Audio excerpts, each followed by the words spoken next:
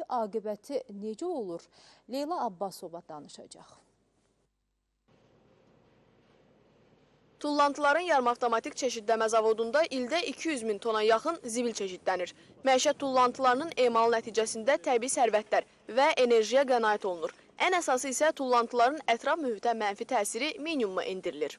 Tullantıların çeşidlənməsi zavodunda iş prosesi bu cür baş verir. Əvvəlcə yük maşınları, tullantı ilə dolu yük maşınları qəbul olunur, tərəzidə onlar çəkilir. Xətlərə göndərilir tullantılar. Xətlərdə növlərinə görə tullantılar çeşidlənir, yəni metalı, şüşəsi, kağızı. Sonuncu mərhələ olaraq material preslənərək bu formaya salınır və təkrar emalı üçün aidiyyatı qurumlara təhvil verilir. Çeşidləmə zamanı təkrar emal üçün yararlı materiallar da əldə edilir. Tullantıların ümumi həcmi azalır, ucuz xammal bazarı formalaşır. Zibillər arasında maraqlı və dəyərli əşyalar da olur. Zavodda mini muzey də yaradılıb, muzeydə qiyməti bilinməyən, hətta ötən əsrlərə aid olan tarixi əşyalar da saxlanılır. Son 6 ayda məişət tullantıları arasında 700 manat civarında qəpik tapılıb.